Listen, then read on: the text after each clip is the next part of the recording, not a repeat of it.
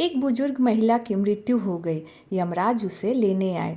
महिला ने यमराज से पूछा, आप मुझे स्वर्ग ले जाएंगे या नरक? यमराज बोले, दोनों में से कहीं नहीं।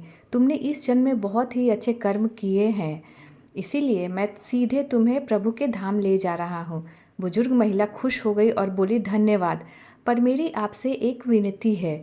मैंने यहाँ धरती पर सबसे स्वर्ग और नरक के बारे में बहुत सुना है। मैं एक बार इन दोनों जगहों को देखना चाहती हूँ। यमराज बोले, तुम्हारे कर्म अच्छे हैं, इसीलिए मैं तुम्हारी यह इच्छा पूरा करता हूँ।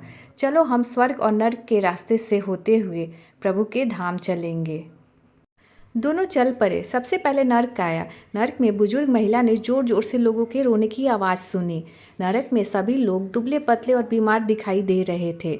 महिला ने एक आदमी से पूछा, यहाँ आप सब लोगों की ऐसी हालत क्यों है? आदमी बोला, तो और कैसी हालत होगी? मरने के बाद जब से हम यहाँ आए हैं, हमने एक दिन भी खाना नहीं खाया।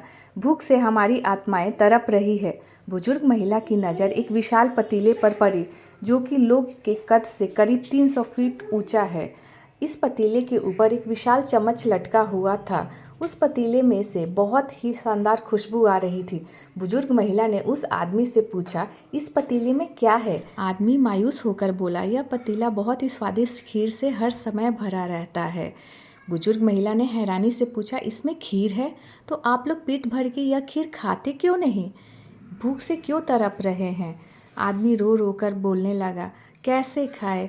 यह पतीला 300 फीट ऊंचा है। हम में से कोई भी इस पतीले तक नहीं पहुंच पाता। बुजुर्ग महिला को उन पर तरस आ गया और सोचने लगी, बेचारे खीर का पतीला होते हुए भी भूख से बेहाल है। शायद ईश्वर ने इन्हें यही दंड दिया होगा। यमराज बुजुर्ग महिला से बोले, चलो हमें देर हो रही है। दोनों चल पड़े। कुछ दूर चलने पर स्वर्ग आया। वहाँ पर बुजुर्ग महिला को सबकी हंसने खिलखिलाने की आवाज़ सुनाई दी। सब लोग बहुत खुश दिखाई दे रहे थे। उनको खुश देखकर बुजुर्ग महिला भी बहुत खुश हो गई।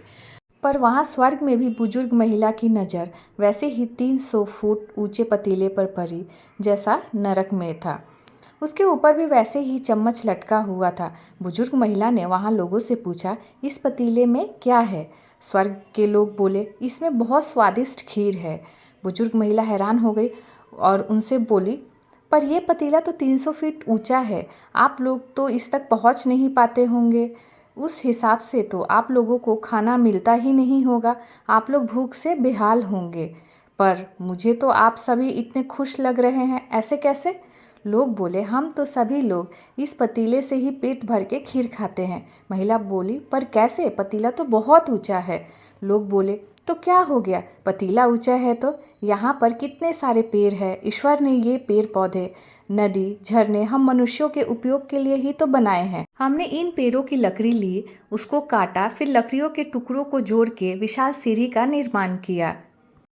लकड़ी की सीढ़ी के सहारे हम पतीले तक पहुँचते हैं और सब मिलकर खीर का आनंद लेते हैं। बुजुर्ग महिला यमराज की तरफ देखने लगी। यमराज मुस्कुराए और बोले, ईश्वर ने स्वर्ग और नरक मनुष्यों के हाथ में ही सौंप रखा है। चाहे तो अपने लिए नरक बना ले या चाहे तो स्वर्ग बना ले। ईश्वर ने सबको एक समान हालातों में डाला है। उसके लिए उसके सभी बच्चे एक समान हैं। वो किसी से भेदभाव नहीं करते। वहाँ नरक में भी पेड़ पौधे सब थे, पर वो लोग खुद ही आलसी हैं। उन्हें खीर हाथ में चाहिए। वो कोई भी कर्म नहीं करना चाहते, कोई मेहनत नहीं करना चाहते, इसीलिए सब भूख से बेहाल हैं। यही तो ईश्वर की बनाई इस दुनिया का नियम है। जो कर्म करेगा, मेहनत करेगा, उसी को मीठा फल खाने को मिलेगा। अर्थात स्वर्ग एवं नरक आपके हाथ में ही है। मेहनत करें, अच्छे कर्म करें और अपने जीवन को स्वर्ग बनाएं।